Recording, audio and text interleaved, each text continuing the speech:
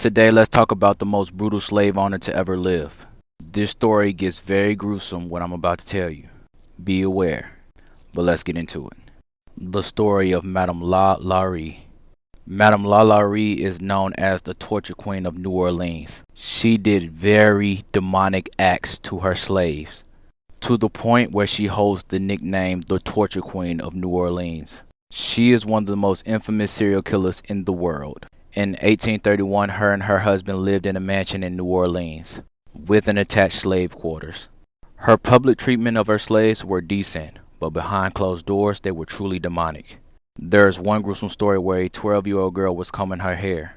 While combing, she accidentally pulled one of her hairs. So Lalaurie chased her around with the whip.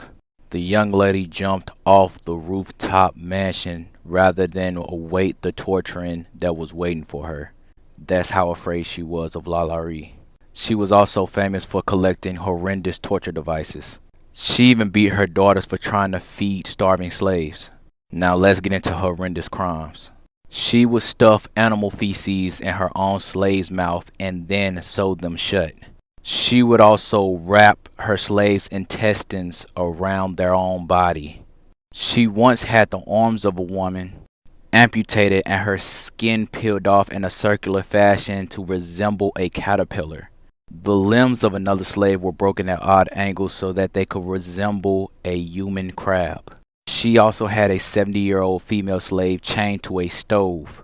She was even known for gouging her slaves' eyes out, poked holes in their skulls, leaving maggots to infest the openings. Remember I just said the lady slave that was chained to a stove? She set fire because she did not want to go to the upper room in that mansion. Because the upper room in that mansion is where Lalaurie would torture slaves. Police would soon discover these things, but Lalaurie would then flee to Paris, where she died in 1849. And this is the house where she used to torture them. I'm just truly lost for words. But that is it for this story. I'm out. Deuce.